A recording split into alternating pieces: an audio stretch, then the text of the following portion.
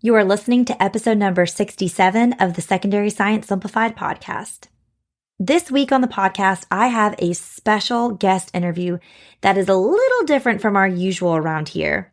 Typically on this podcast, I'm doing everything I can to support you in your role as a secondary science teacher. I want you to thrive and not just survive in this job. However, I know for some of you, it doesn't matter how much I try to help you rethink classroom management or your grading practices, you may still be considering whether or not you should leave the classroom altogether. And that's where today's guest, Daphne Gomez, comes in. After navigating her own career transition from teaching in 2017, Daphne founded Teacher Career Coach to support other teachers thinking of making a change. She launched the first complete coaching program of its kind, the Teacher Career Coach course, in 2019, and also hosts the very popular Teacher Career Coach podcast each week. Daphne has created a judgment-free community dedicated to helping educators find happiness in their careers, inside or outside the classroom. In my conversation with Daphne, she shares more on what led her to leave the classroom and the career she transitioned to. She shares specific indicators of when to know if it is time to make a shift out of teaching entirely versus maybe just changing up what you teach or where you're teaching. She offers several examples of the types of careers teachers can have after teaching and what you should start doing now if you're ready to make that change. If you aren't ready to leave but have the idea kind of on the back burner, she shares some tips for you as well for what you can do in this next school year to evaluate if teaching is still the best professional field for you or not. I really enjoyed this conversation with Daphne, and I hope you will too. So without further ado, let's dive into my interview with Daphne Gomez, the Teacher Career Coach. This is Secondary Science Simplified, a podcast for secondary science teachers who want to engage their students and simplify their lives. I'm Rebecca Joyner from It's Not Rocket Science. As a high school science teacher turned curriculum writer, I am passionate about helping other science teachers love their jobs, serve their students, and do it all in only 40 hours a week. Are you ready to rock the time you spend in your classroom and actually have a life outside of it? You are in the right place, teacher friend. Let's get to today's episode.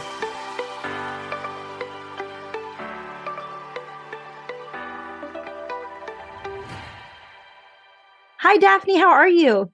I'm doing well, Rebecca. Thank you so much for having me. I am thrilled that you're here. I'm just so glad this worked out. I'm going to tell you that when I posted on my Instagram that you were coming on, I asked if anyone had any specific questions, and no one sent a specific question, but like 12 people were like, I love her. Oh, wow. I'm so glad. I was like, you didn't send me any questions, but I'm just glad you're excited. So the people are glad you're here. And for those listening who maybe don't know who you are, why don't you just kind of introduce yourself, maybe tell us your teaching history, and then like the briefest snapshot of what you're doing now, because that's obviously what this is all going to go into. Yeah. So I started out teaching fifth grade. I only taught fifth grade in a couple different schools, completely different demographics and different school districts. So everything from students that had really unfortunate situations living in hotel rooms with their parents, or students that were actually unhoused at the time. And then also on the opposite end, teaching the gifted and talented student actors in a very wealthy neighborhood of Los Angeles. And during both of those experiences, something just constantly in my brain was telling me, I don't know what it is, but this is not a good fit for me as a career choice. And that very last year in that really wealthy school district broke me. I had already felt really burnt out, and I always chalked it up to, oh, everyone says the first 5 years teaching, you're finding your footing, which is in retrospect far too long to be finding your footing in a new career. But I kept thinking, okay, something's going to align. I'm going to start feeling better. I'll get, my classroom management down, or I'll figure out a pedagogy strategy that'll help me. But ultimately that last year, I ended up breaking so bad that I was going to the doctor a lot for stress-related illnesses. I had a really poor working environment, very unsupportive and toxic admin that I was working for. And it ended up just breaking me to the point that I said, I don't know what I want to do, but I can't teach for another year. At least I have to heal from this, and I have to figure out something else. And back then it was 2017. So I was met with a lot of resistance that I feel like some of the stigma has gone away, fortunately and unfortunately, from based on the last few years. But I was met with all this resistance of, you can't leave. You're such a good teacher. No, you can't leave. Just try it again at a different school. And I just kept pushing past it. And during that time, I started doing aggressive Googles. What else can teachers do? And nothing, not a single website popped up back then. There was nothing. I started to talk to other people, and they're like, I've never known a teacher who left. People just retire. And I like looked at all the different places, like, how do I find out examples of this? I ultimately landed this really great role for a Fortune 500 company, really well known in their education department. And in that space, I connected with all former teachers, but in a variety of different positions. People in my position, people really high up on the product team, people really high up on the learning and development team, all of these different former teachers who had found these roles. And then I went on to work as an instructional designer for another ed tech company. And in that role, I started to learn how to create adult learning experiences using technology. And I also met former teachers in sales roles, marketing roles, all over.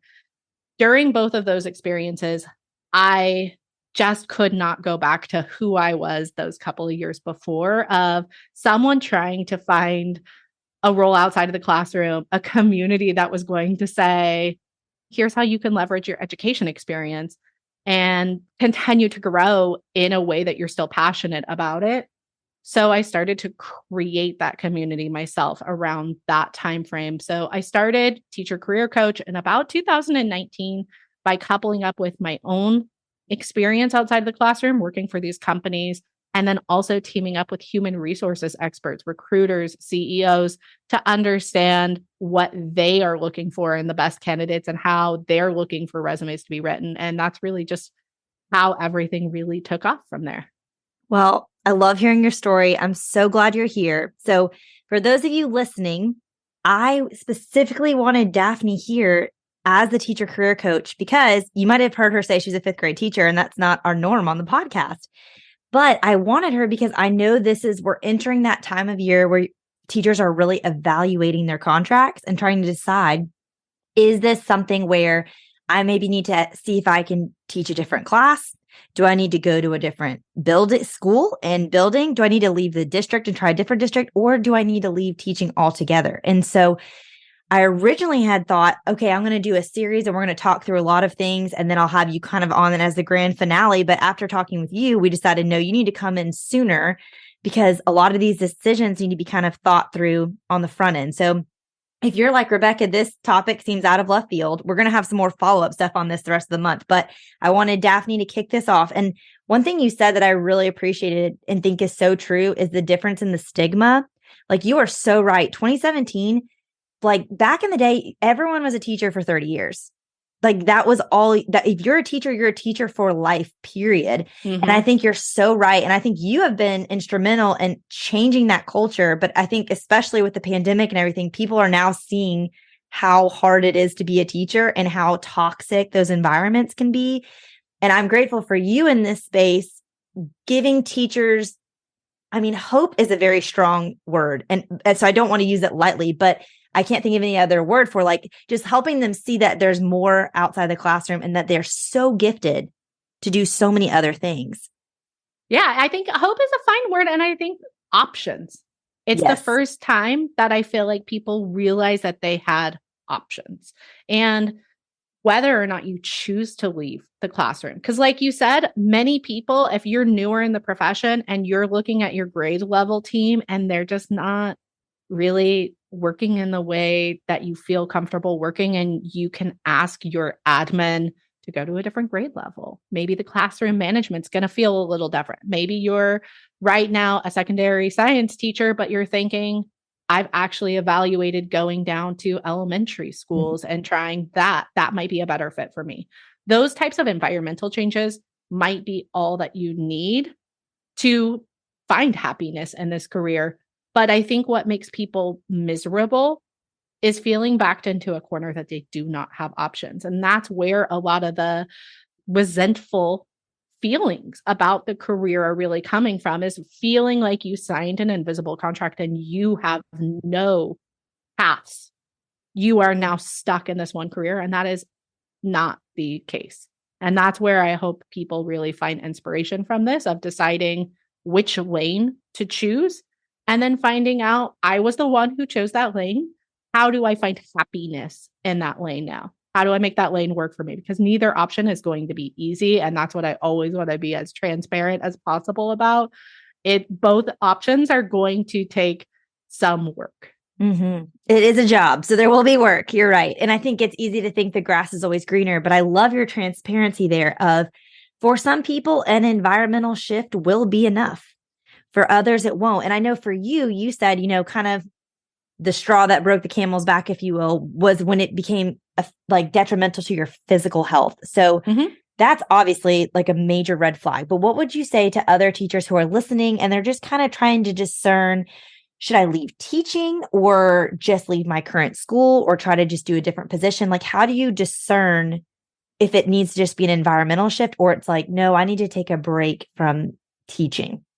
So the first things to look at, can you change grade levels, grade level teams, schools, or school districts? So if you love everything about the classroom and you are doing a great job, but you think like, if I just get away from this admin, I'm going to feel better. That's a potential that you should go to a different school. If I told you those options right now and your eyes are rolling in the back of your head and you're like, that's not going to solve it, you're already probably checked out. You probably know what the answer is every single year. If you're thinking, I want out, if that's what you're constantly evaluating more so than how do I put in the work to stay, or how do I figure out how to make this work for me, that's a good indicator that you may be leaning towards leaving the classroom. It's not that simple. It's not going to click one day and feel right because it's scary. It's a really huge change and there's risk involved with it. But at the end of the day, if you feel like taking that risk or at least attempting to find another job outside of the classroom feels like where your heart is leading you, and if you never tried, if you feel like you're going to resent yourself for absolutely never actually trying, those are good indicators, because it's not necessarily always for me, it's if your physical health, my mental health, and I was not able to pay my own rent with a master's degree living in Los Angeles, teaching these students in this wealthy neighborhood. I myself was struggling paycheck to paycheck. So your physical, your mental, your financial security is all really important to evaluate. But on top of it, you can be the happiest teacher in the world, but still want to become a project manager or an instructional designer.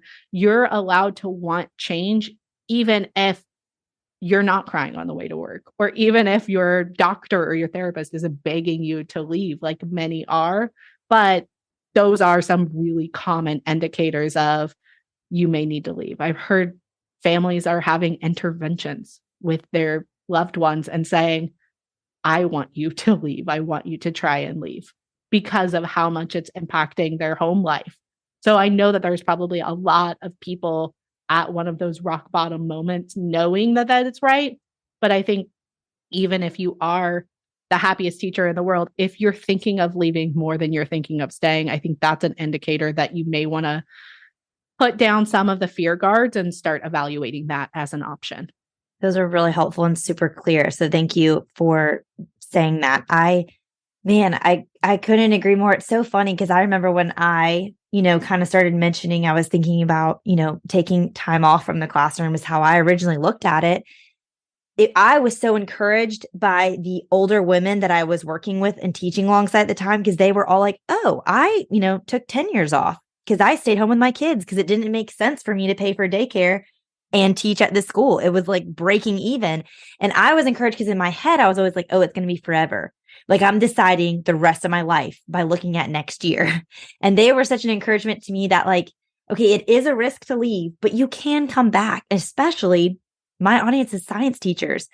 There's always a desperate need for science teachers. So that's kind of a nice thing from where we are. And I know you mentioned just then a couple other kind of jobs. So what would be some examples of things that secondary science teachers specifically might be equipped to do transitioning out? Because I think some of us just have never dreamed of what we would do other than teaching. So we don't even know where to begin thinking, what could I do? What would I do? So I would love to hear from your experience and all the teachers you've worked with, kind of what are some of those things?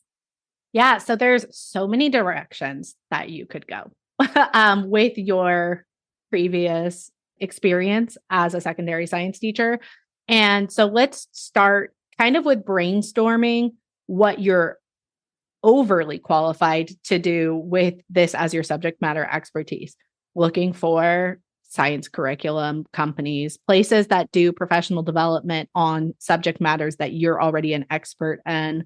Looking at all of their companies, even for sales position, customer support positions, implementation positions, any of the apps that you're using inside of the classroom, any of their competitors, anything that you think that you could pick up and learn kind of how to do the basics of the job, but you're coming in with like 10 years of experience or 5 years of experience or 15 years of experience on the heavy lifting part of it, you're going to be able to stand out for those roles.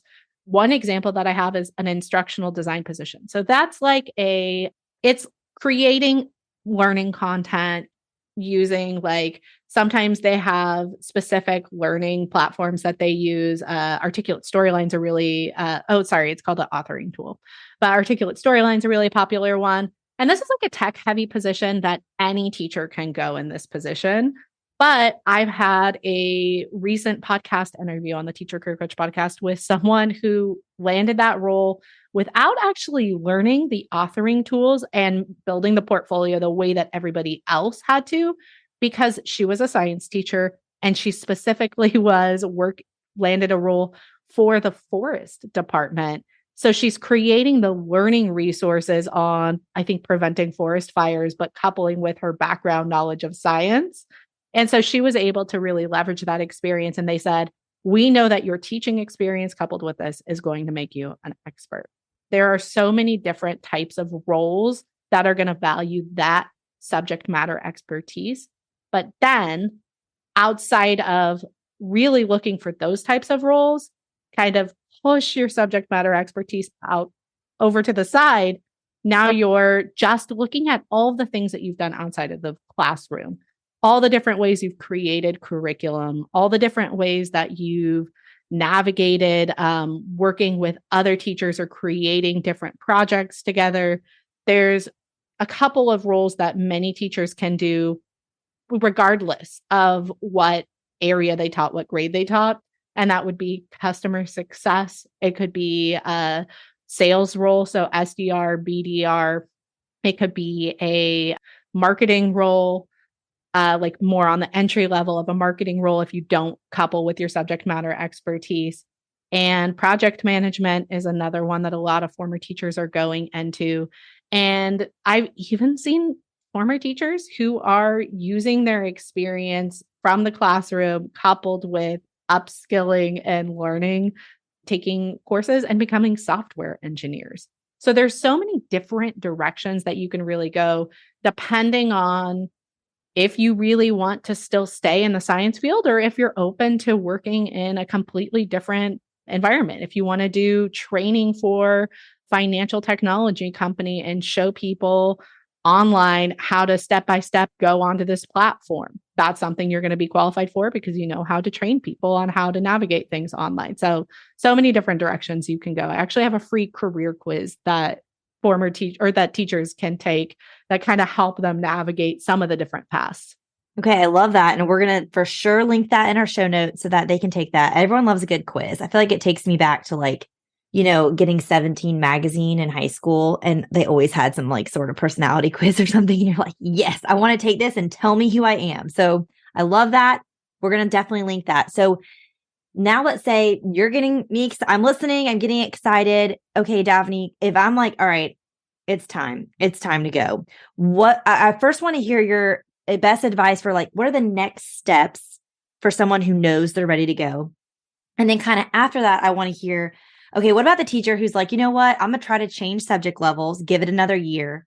and then maybe reevaluate maybe some things that kind of person who's not quite ready, but they're really thinking about it, maybe what they could be doing over this next time period. But first, would love to just hear about those who are like, I'm ready. What do I do? Okay. Those who are ready to go, that would mean you need to pick one or two career paths and really find out as much as you can about it. Acronyms that they use. You can use something like LinkedIn Learning to get kind of basic courses of what that job entails.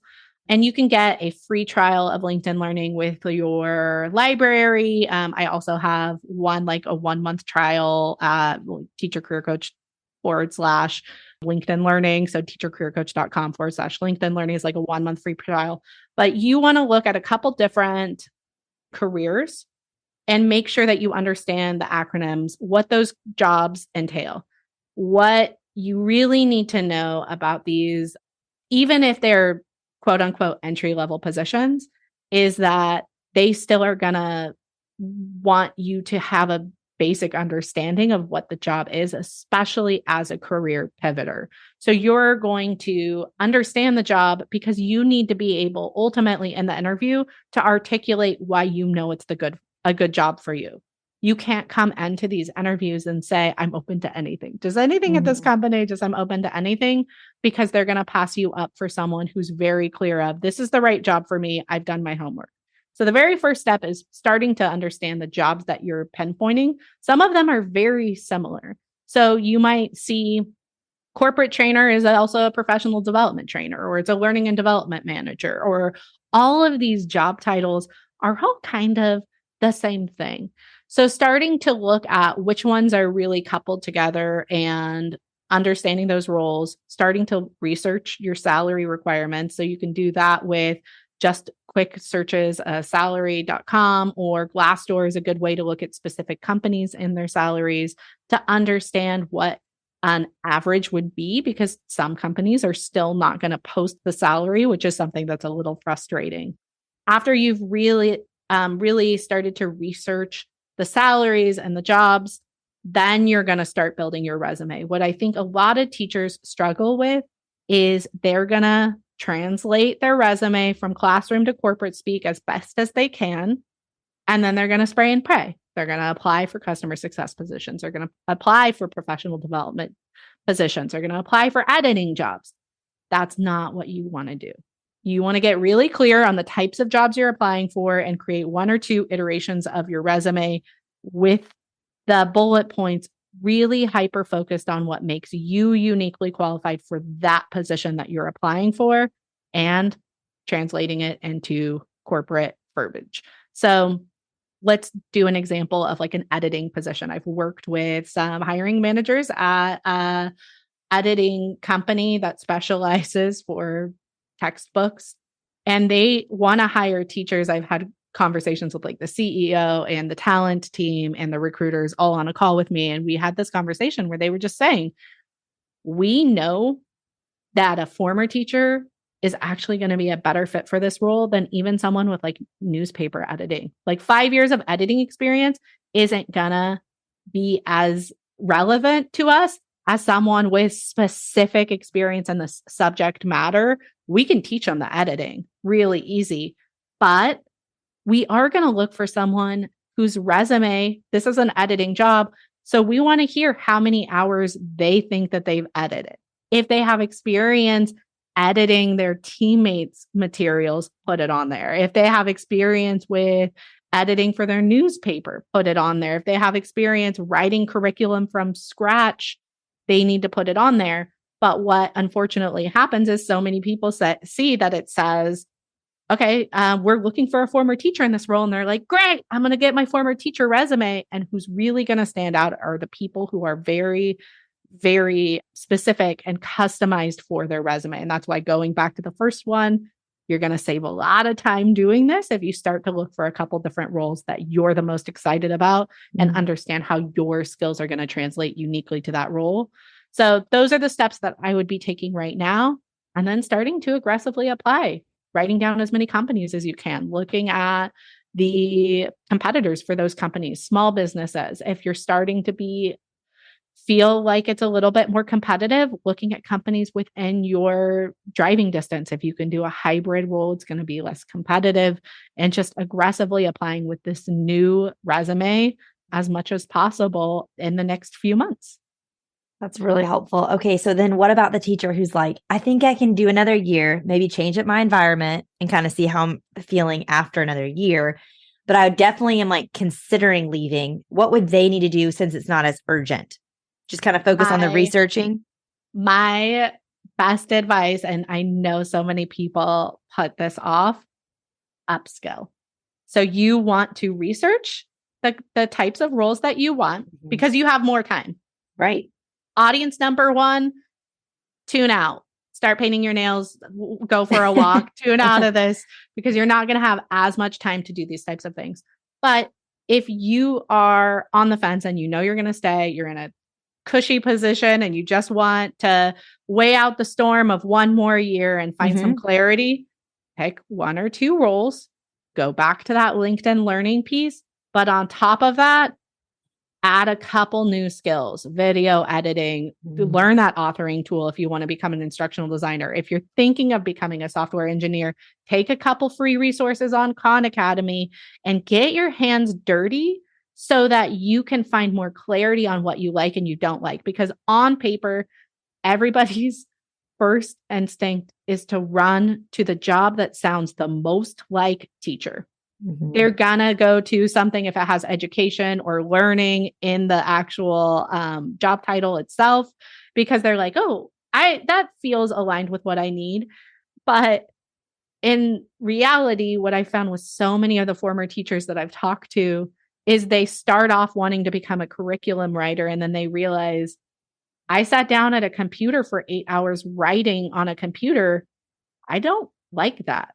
I like talking to people, or I guess I don't like that part of the job. I don't like the words as much as the building. So one really interesting conversation I had with someone was they started out becoming a curriculum writer, and then they realized, I like building things. I like the sequence of building things, and they became a software engineer. And that's where they're really passionate and happy. So during this next 12 months, try and give yourself 5 hours a month, something low stakes of what can I work towards to find the clarity of, 12 months from now, I'll be able to put those bullet points on my resume if I want it, or I'll know that I'm not going to go through a couple of different roles later on when it's closer to application season. I would also look for ways that while you're upskilling, it can potentially help you as a teacher. So if you wanted to add like a project management software to your resume, if you're looking at these different roles and starting to kind of pick apart like, oh, a lot of these leadership or management positions are asking for experience leading others or using a project management software, grab a Trello license to go onto Asana or something similar to that. You can learn these project management pieces probably within an hour of just watching some YouTube tutorials, but build a project management board, work with some of the teachers at your school site and say, hey, we're going to build something really quickly together if you're open to it. That's going to save us some time and we're going to collaborate together using this. Let me set up a system that can help. Here, I'm going to delegate the responsibilities. And by 1 month, we'll have built out something that's going to save us time. And we can just use this as a really quick way for us to build things together collaboratively. You get to now say that you have led a team, you've done some project management, you have this on your resume. So going above and beyond, but in a way that makes sense. So if you're trying to learn video editing, maybe you create a video to help the parents find a way to go to the SIS system so you don't have to like reinvent the wheel. And it's like, this is exactly where it is. And you've learned how to create videos and you're able to put that on your resume. I think a lot of people really struggle with understanding that your experience that you put on the resume does not have to be formal experience. It does not have to be something that you were formally a video editor. You're not going to change your job title to say I was a video editor at this school because that's not accurate. But any of these skills that you've built, that you've done outside and beyond your expectations are still really valuable to the different jobs that you're applying to. So using this time to reflect and to build is, I think, the most important thing, because at the end of the day, you might say, I didn't like any of that as much as I liked teaching. Totally. I think that's so wise. And I think that's really encouraging because there really are, especially high school teachers listening. They're almost every high school teacher is also, running several clubs and doing all these different things. They are project managing in that way. And, or, like I think of for me, when I started, writing curriculum on the side while I was teaching full time, I realized, like you said, that I liked the writing curriculum part more than I liked the teaching part. But that's not the case for everyone. So I love that idea of using this time over the next year to try some new things. Like the writing curriculum on the side was great because it pushed me to be really offering really solid, great resources to my students. So it served my students in the time, but it also served me in realizing this is a good fit for me. So I love that idea of kind of taking on learning skills and trying things that are still overlapping with what you're doing, but then you're also going to be able to use those down the road. That's very, very wise, which is why you're the teacher career coach. So speaking of that, I would love to know just what kind of services do you provide for teachers that could just kind of help them in this process? And we're going to make sure to link anything you mentioned in the show notes. So if you're listening, just know you'll be able to click those really easily. Yeah, for those just evaluating whether or not leaving teaching is a good fit for them, I always recommend kind of hopping over to our podcast, the Teacher Career Coach podcast, totally free. Over 100 different episodes of either me giving advice on frequently asked questions. So whether or not you should leave based on where you are in your pension, because that's going to vary from person to person. So if you're earlier on in your career, waiting to vest your pension actually doesn't usually calculate to be the best option fiscally, which is kind of counterintuitive for most of us. But if you're later in your career, you're going to really want to look at where you are if you're close to retirement and how that's going to impact you. So the Teacher Career Coach podcast kind of helps answer all of those types of questions, roadblocks you might have, and interviews former teachers in a variety of roles. So you can start to get your wheels kind of spinning on what sounds like a good fit for you, what the day-to-day looks like, what their subject matter expertise was prior to landing those positions and the steps they took to get it. We have a free career quiz. It's at teachercareercoach.com/quiz.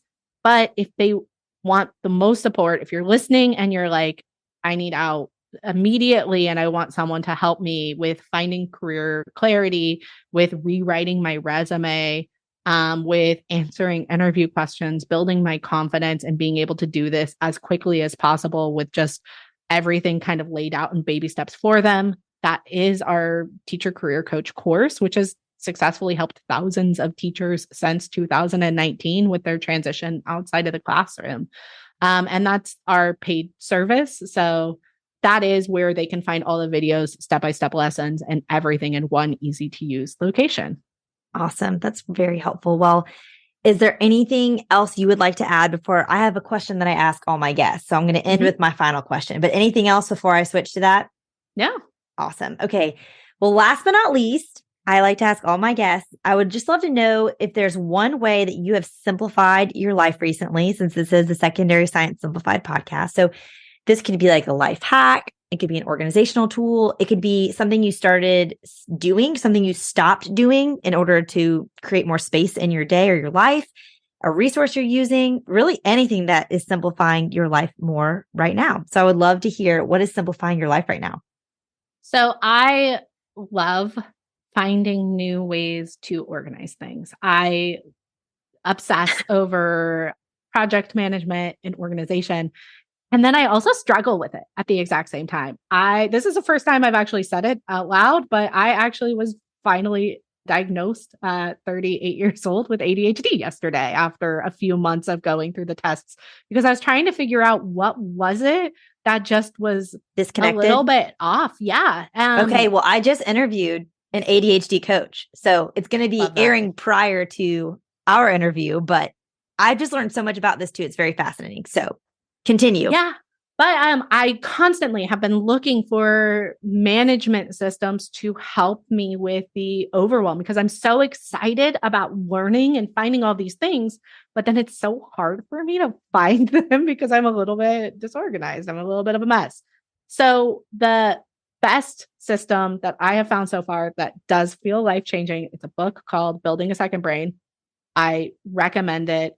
It's just about how someone who is constantly learning and looking for ways to learn and constantly wanting to go back to the lessons that they've learned in the past can organize all of that online. So it's an entire book of here's how to digitize and structure all of the different things you're going to find out and learn on a day-to-day basis. So if you're like a podcast listener, if you love reading books, if you're constantly on the internet and you're finding an article that resonates with you and you're like, shoot, where do I put those notes?